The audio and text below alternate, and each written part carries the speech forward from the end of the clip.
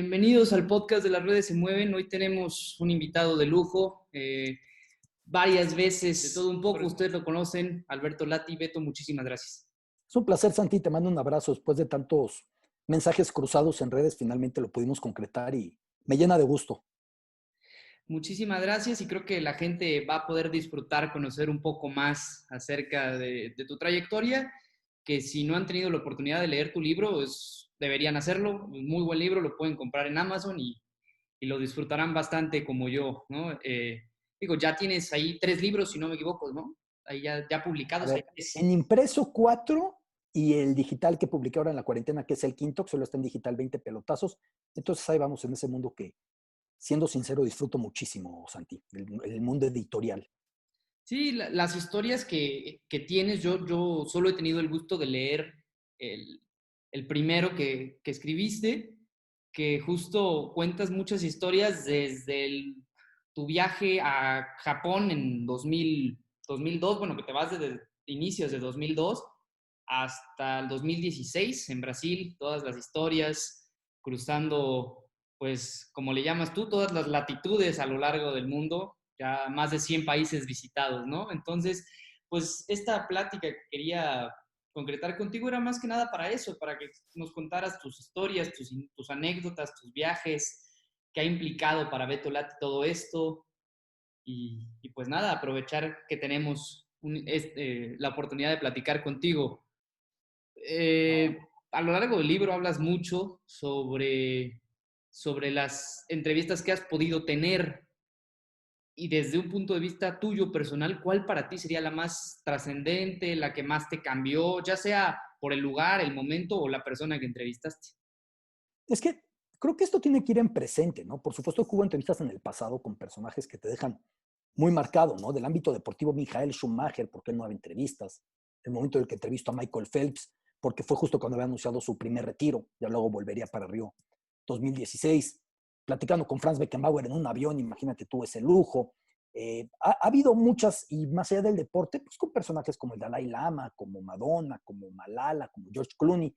Eh, pero sobre todo yo lo que te diría, Santi, es que la que tienes en el momento es la que más te importa. O sea, es como dicen los entrenadores, el partido importante es el que viene, ¿no? El actual, Eh, claro. yo pienso lo que yo pude hacer para 20 pelotazos de esperanza, el libro que publiqué en digital, que me lo aventé en 2 semanas y media en plena cuarentena entre marzo y abril, que hay poder entrevistar al expresidente colombiano Santos, Premio Nobel de la Paz, para entender cómo el fútbol fue tan útil para que él lograra la armonía con las FARC, con la guerrilla.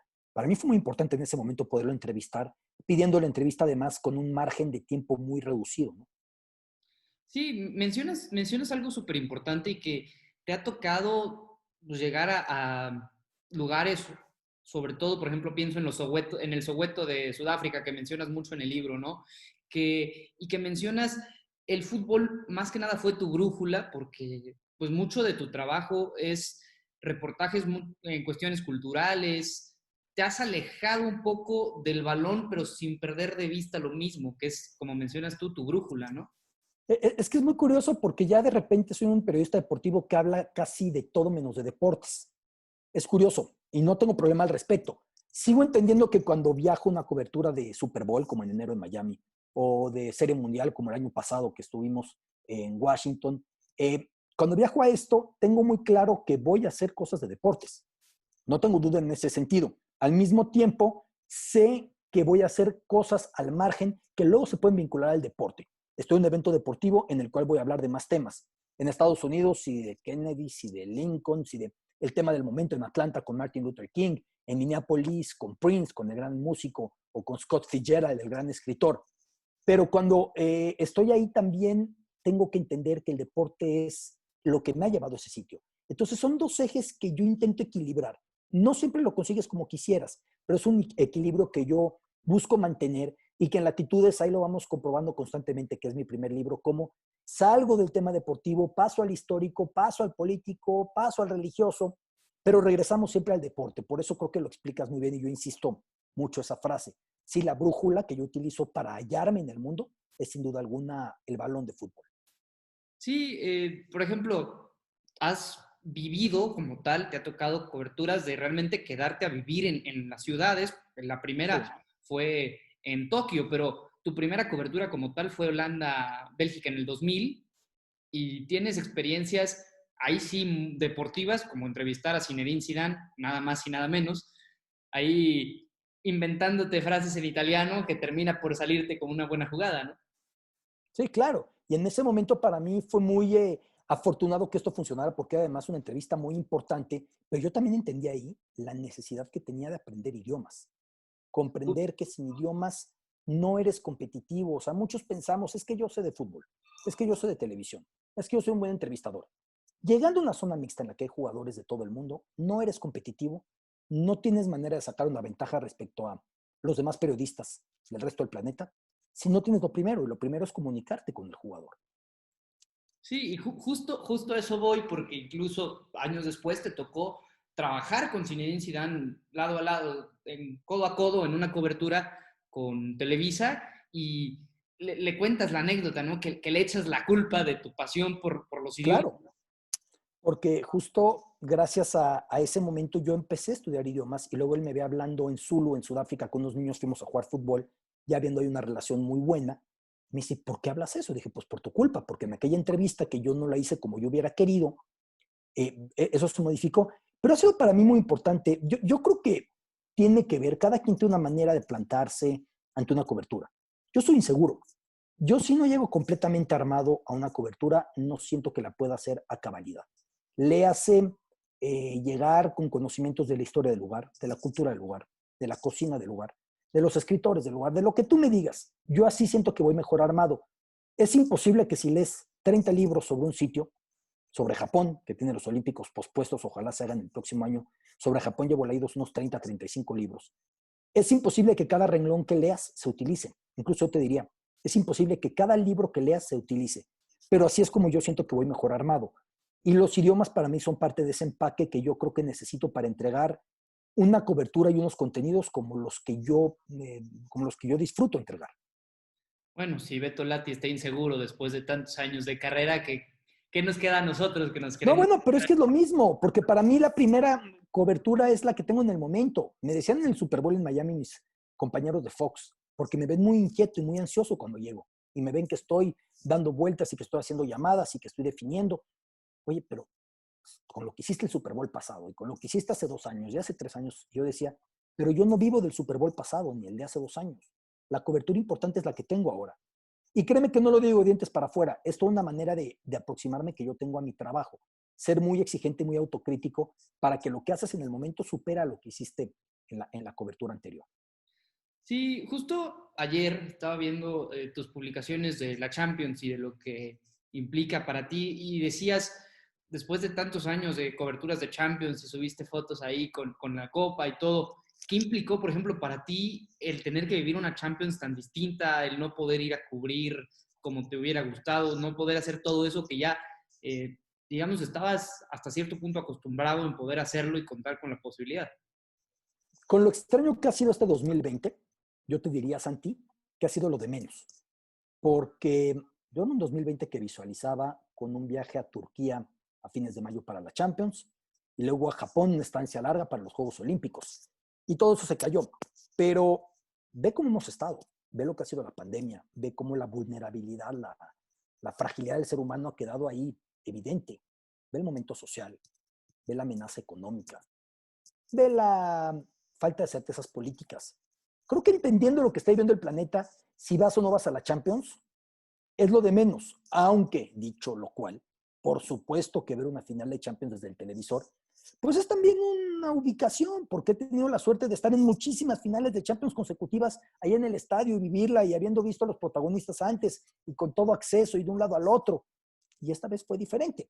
Tuvimos que hacer un programa de Latitud Lisboa porque la tradición ha sido así. El año pasado lo hicimos con Madrid, y hace 2 años con Kiev, y hace 3 años lo hicimos también con Cardiff en Gales. Y fue diferente hacer este Latitud Lisboa, aunque entendiendo que con las limitaciones de la distancia también teníamos que llevar a la gente a ese viaje.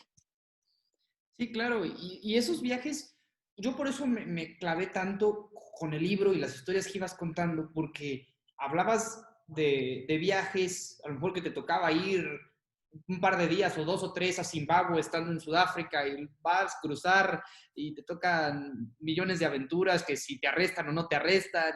Te ha tocado de todo un poco, ¿no? Pero me quedé, regresándonos un poco, me quedé con una frase muy importante del libro que acabando un capítulo mencionas para el Mundial de Alemania 2006. Alemania no fue Grecia, simplemente porque no hay dos sitios iguales ni circunstancias repetibles. Es el país después de México donde más tiempo he vivido. Es también la cultura, después de la mexicana, que más profundamente me ha marcado.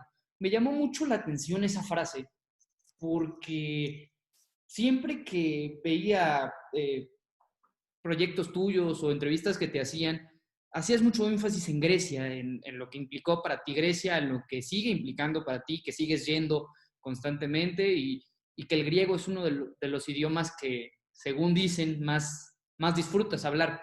Pero ¿por qué ese impacto tan grande con Alemania?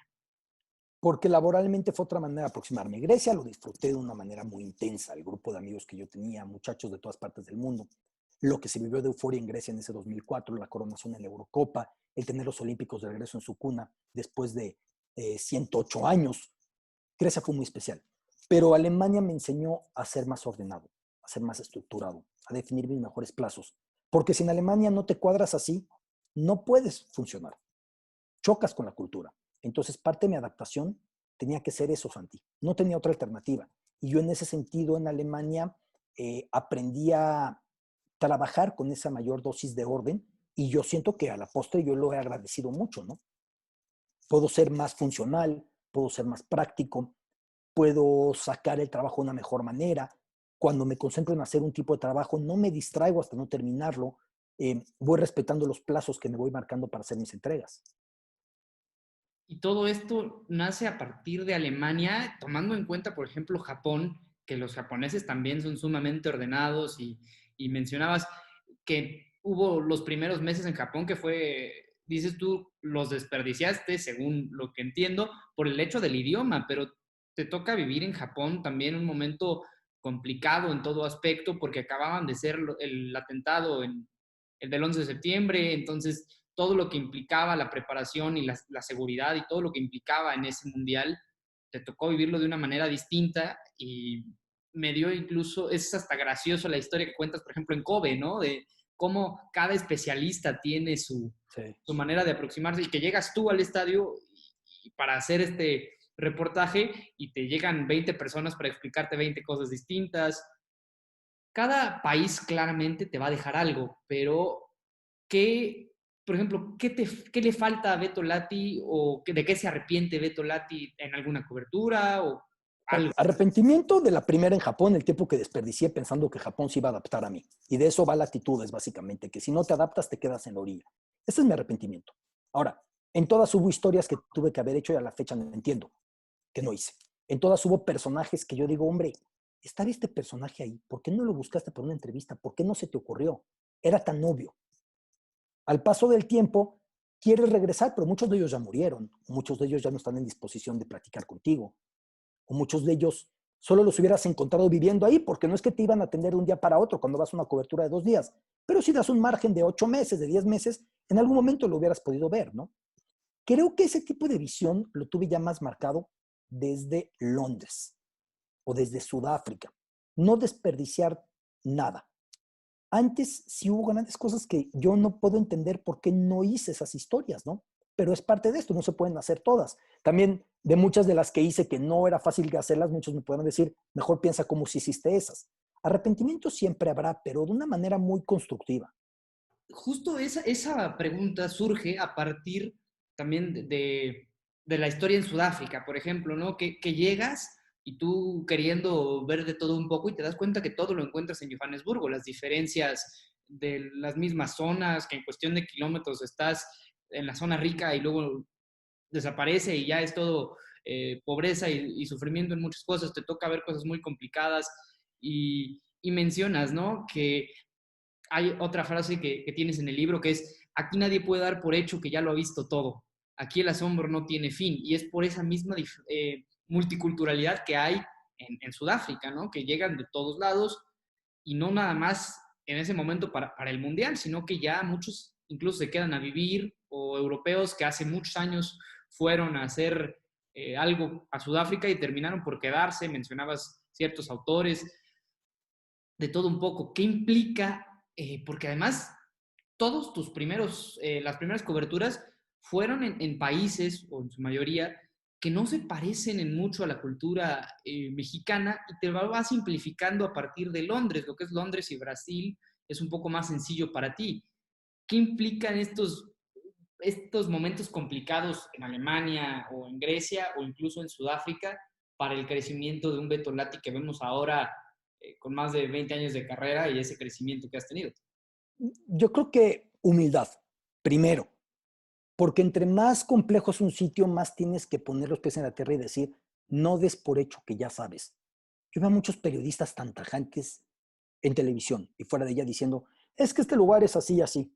Hombre, mis respetos, que ya lo pudiste simplificar con 2 frases. Los lugares son complejos. Evitemos las generalizaciones. Segundo, mayor necesidad de estudio, mayor necesidad de preguntas, no porque un taxista te diga una cosa, que es la común, ¿no? Le pregunté al taxista de camino del aeropuerto al hotel y me dijo esto y ya me voy con esa versión. Tenemos que buscar más constataciones, más confirmaciones. Para mí eso es muy importante.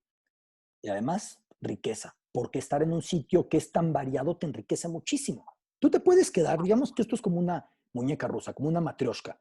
Te puedes quedar con la versión completa o puedes ir quitando muñecas y ver el país que está dentro del país, que está dentro del país, que está infinitamente dentro del país. O ir pelando la cebolla, como diría Günter Grass, y vas quitando capas. Así lo veo yo. Y creo que nuestro trabajo también es ir quitando esas capas a unas sabiendas de que no vamos a llegar nunca al centro, ¿eh?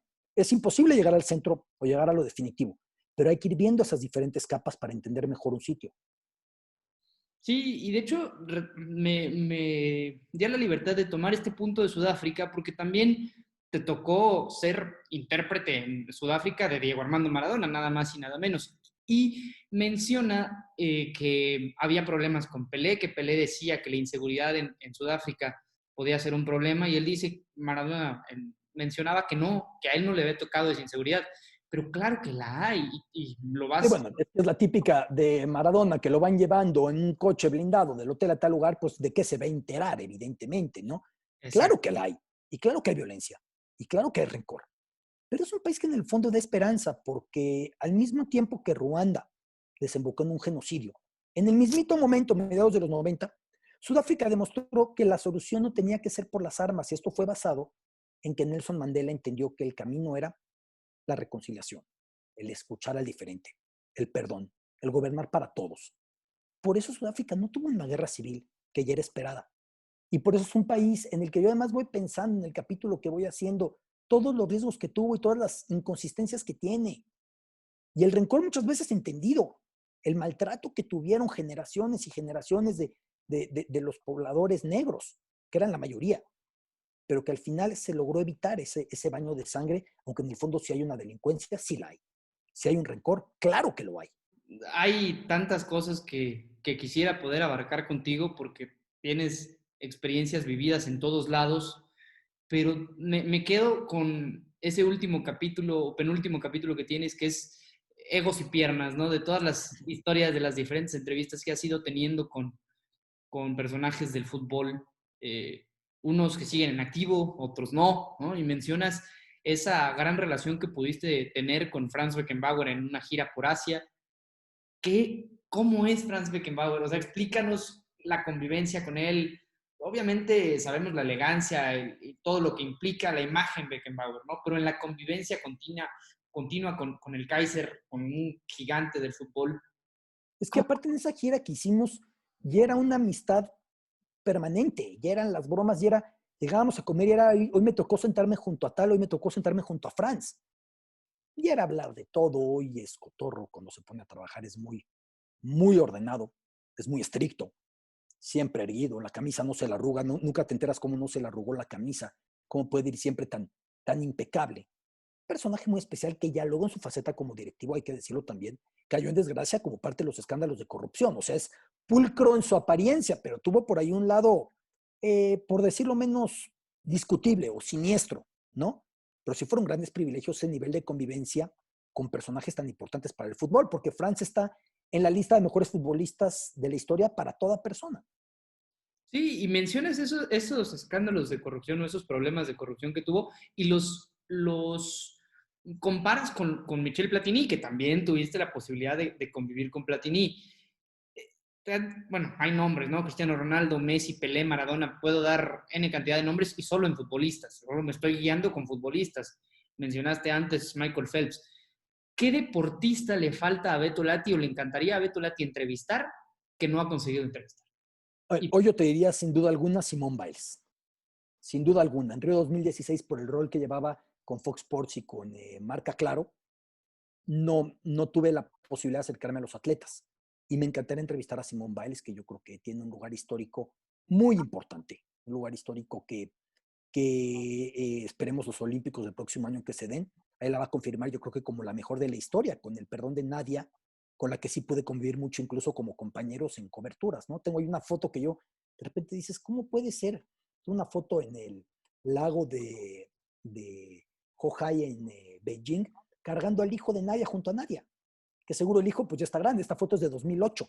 sí, Ahí ves la cercanía que llegamos a tener en aquellos momentos. sí, y te ha tocado tener coberturas con, mencionas a Nadia, mencionamos hace unos minutos a Zidane, Roberto Carlos. ¿Cómo es esa, o sea, cambia mucho obviamente la convivencia de una entrevista nada más, un uno a uno de unos cuantos minutos, unas cuantas horas, a realmente convivir con estos personajes tanto tiempo durante un mes y medio, dependiendo de las coberturas? Cambia Pero muchísimo, ¿eh? Porque cuando no hay un micrófono o una cámara de por medio y cuando el personaje no te está viendo como el periodista, todo es diferente. Entonces los conoces a otra dimensión. Lo mismo diríamos de Carl Luis, por ejemplo, ¿no? Que fue otro tipo de relación en ese momento. Y, o sea, una duda que me quedó, obviamente es distinto, pero tus primeras coberturas fuiste tú a tu aire y a lo que te tocaba, pero a partir de Sudáfrica ya fuiste con familia, ¿no? Y poco a poco era más, bueno, primero fue con tu esposa, luego con tu primer hijo. ¿Cómo cambian las coberturas con y sin familia, ¿no? O esas diferencias que puede haber. No tendría que cambiar, porque finalmente tu cometido es el mismo y tu entrega es la misma.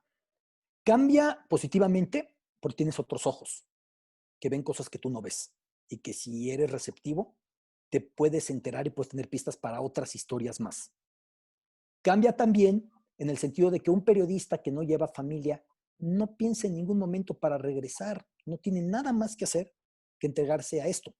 Y cuando tienes a alguien esperándote, te presionas, por mucho que te diga, no te preocupes, yo entiendo, es tu trabajo, es tu profesión, te presionas. En ese sentido termina por cambiar, aunque yo quiero pensar que a la postre lo primero te compensa por mucho lo segundo si lo sabes aprovechar. Sabemos que eres un ciudadano internacional, básicamente, porque además te tocó un periodo de 2001 a 2007 donde México prácticamente no estás en México. Sí. Y mencionas también en una entrevista que no habías sido adulto en México y le pides a Javier Alarcón que te dé permiso de que la, en Beijing tu estancia no sea tan larga. ¿Qué te arrepientes en ese momento de que en Beijing no fuera tanto el tiempo que estuviste? No, porque yo creo que si hubiera usado ese tiempo solamente para visitar lugares turísticos de México, hubiera sido una pena. Pero emprendimos, yo seguía estudiando chino, mi responsabilidad por entender China seguía siendo la misma, seguí leyendo sobre China. Y emprendí un proyecto que luego no tuvo el aire que yo hubiera querido, que fue entrevistar a los mayores personajes del mundo en relación con los Olímpicos de Beijing, ¿no? Y ahí fue cuando entrevisté al Dalai Lama, entrevisté a Lech Walesa, y entrevisté a un arquitecto como Calatrava y a un mago como David Copperfield, y grandes personajes fuimos entrevistando en aquella ocasión. Y yo creo que se hizo un proyecto muy especial y me marcó la pauta de cómo tenía que seguir esto, que era buscando entrevistas con esos grandes personajes ajenos al deporte para enriquecer, para ampliar el debate deportivo.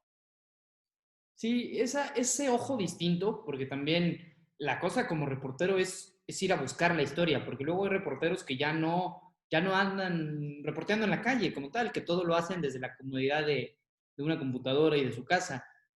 ¿cuál es la recomendación si alguien de los que va a escuchar esta plática que tengo contigo, incluido un servidor, queremos hacer reportajes que realmente lleguen? ¿Cómo ser ese reportero completo en cuanto a buscar la historia, hacer ese reportero de calle? Mencionas una historia, me voy con Beijing porque era lo que estábamos hablando, una historia que te fuiste a meter a unos barrios en Beijing donde muchos ni siquiera sabían que seguía al día siguiente y la historia era, se vienen los Olímpicos y muchos ni les importaba o ni afectaba. Incluso en Brasil pasó lo mismo, ¿no? Que la gente estaba mucho en contra de tener ese evento deportivo. ¿Cómo nos podemos aproximar a la historia de una mejor manera? A ver, no basta con lo que investiguemos de Internet. Es una espléndida herramienta, pero finalmente lo que está publicado en Internet ya lo publicó alguien. Eso yo creo que entonces ya no contribuimos. No significa que a cada historia vamos a descubrir el hilo negro. Hay que irse a parar. No nos puede bastar lo que experimentó una persona con una cobertura para desarrollar tú esa crónica. Hay que irte a parar.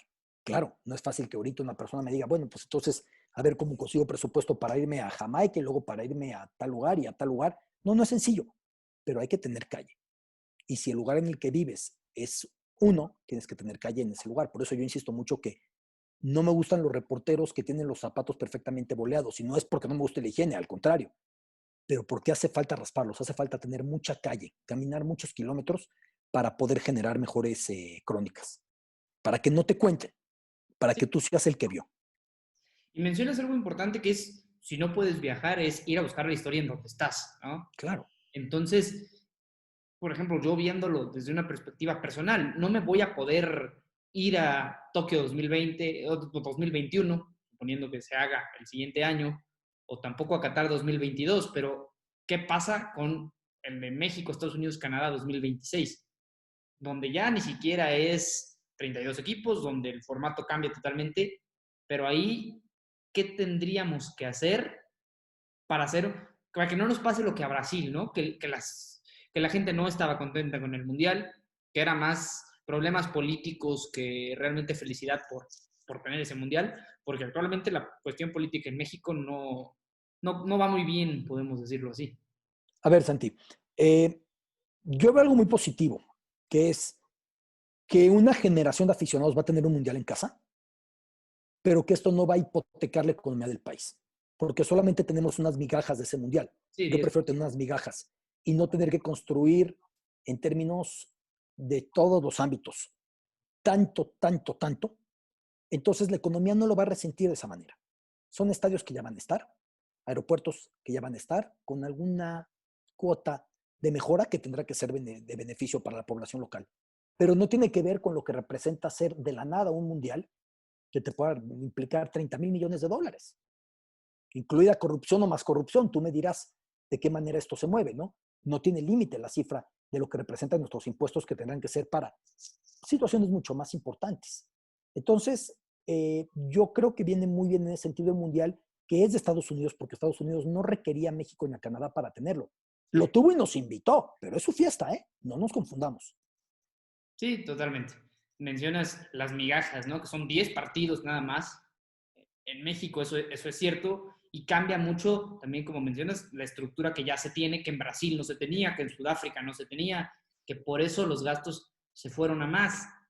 Pero, por ejemplo, México toma ese mundial como esas obras de mundial, también porque la afición mexicana, la mayoría, tuvo dos mundiales, sí, 70 y 86, pero muchos no vivieron esa época, ¿no? O esa parte.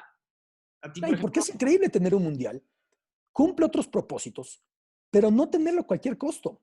Brasil lo tuvo a cualquier costo, Sudáfrica lo tuvo a cualquier costo, Rusia lo tuvo a cualquier costo.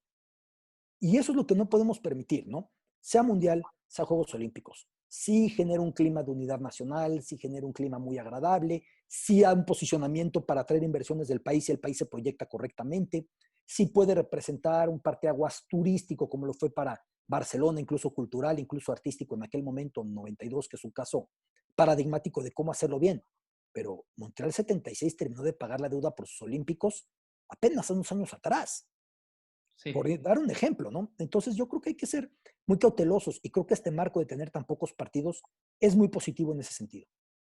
Entonces, con lo que reflexionas ahora, me quedo con que esa rotación que prácticamente está forzando la FIFA en que las sedes estén rotando, por eso tuvo Mundial Sudáfrica, por eso tuvo el Mundial Brasil, ¿es incorrecta? Depende del proyecto. Si seguimos exigiendo hacer estadios en esos lugares que no son útiles para nadie, sí. Con esos tamaños que no son útiles para nadie, sí. ¿Para qué quiere Sudáfrica un estadio en Nelspruit, pegado al Parque Kruger? ¿Para qué quiere Brasil un estadio en Manaus, en la desembocadura del Amazonas? ¿Para qué quiere un estadio como el que hizo Rusia en Siberia, en Ekaterimburgo? No tienen sentido, son estadios que no se van a usar, pero en ocasiones los estadios son lo de menos. A veces más gasto o tiradero de dinero se da en otros proyectos de infraestructura que ni siquiera se hacen o que no eran necesarios. Por eso creo que tenemos que ir con mucho más cautela y el COI y la FIFA tendrían que promover eventos más austeros, apegados a lo que un país necesita y no a lo que va a requerir la FIFA o el COI para un mes de borrachera deportiva. Sí, ¿no? Y, por ejemplo, Brasil que le tocó los dos eventos pegados, ¿no? Y que fue gasto tras gasto tras gasto y terminó en gastarse, pero la relación con los políticos, con el pueblo, y fue un problema enorme para el gobierno de Lula y luego de Dilma Rousseff, que fueron los dos gobernantes que se vieron afectados. Bueno, ya para ir terminando, tengo dos últimas preguntas. ¿Qué latitud le falta a Beto Lati? Ojo, como turista. A ver, como turista tengo muchos viajes ahí pospuestos. Por ejemplo, quiero atravesar en coche los escandinavos y luego ir a Islandia, ¿no? Se me antoja mucho hacer ese viaje, ya veremos cuándo se puede realizar. Y ahora, ¿qué latitud le falta a Beto Lati? Obviamente depende de los proyectos que vayan generando deportivamente, pero como periodista, ¿dónde le gustaría a Beto Lati tener una cobertura? Y Me cobertura de emociona esas mucho. largas que llegaste a tener, no de una semana, dos, no, de esas largas de un año. Creo que esas ya no se van a dar porque ya no hay los mismos presupuestos que hubo antes, ¿no? A mí me hubiera encantado ser corresponsal en Roma, por ejemplo. Si tú me dijeras qué corresponsabilidad te hubiera gustado que se diera después de los 8 que tuviste, Roma. Y como una cobertura intensa, se me antoja mucho el mundo árabe. Entonces creo que el Mundial de Qatar 2022 puede venir muy bien en ese sentido.